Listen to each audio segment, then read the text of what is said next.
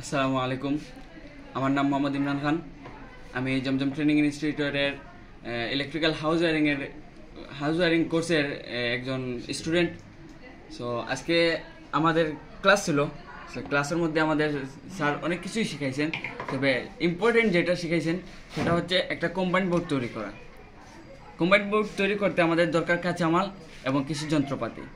তো আমরা আগে দেখব যন্ত্রপাতি কী কী আমাদের প্রয়োজন।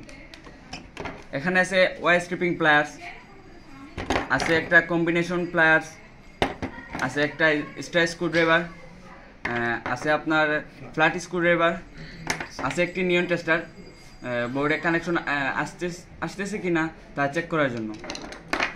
কম্বাইন্ড বোর্ড তৈরি করার জন্য দরকার আমাদের কাঁচামাল। এখানে আছে একটা কম্বাইন্ড বোর্ড, যেটা তৈরি করতে আরও কিছু কাঁচামালের প্রয়োজন। সেটা হচ্ছে একটা ইন্ডিকেটর, একটা ফিউজ, একটা ববি সুইচ অথবা ওয়ান ওয়ে সুইচ বা এসপিএসটি সুইচ, আছে একটা সিক্স পিন সকেট, আছে একটা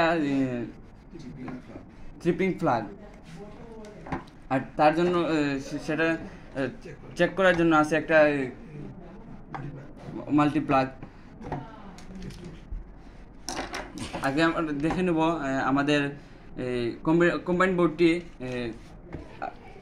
কানেকশন ঠিক আছে কিনা। ঠিক আছে, এখন দেখব ফেজে কি ফেজ আছে আর নিউট্রাল কি ঠিক আছে কিনা। আপনারা দেখতে পাচ্ছেন কিনা তা জানি না, তবে এই দেখুন এখানে রেড বাতি, আমরা নিয়ন টেস্টারে রেড বাতি দিতেছে, তার মানে এটা ফেজ ঠিকই আছে।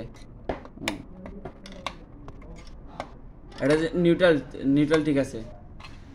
সো আমরা দেখবো আমাদের এখানে অফ হয় কি না।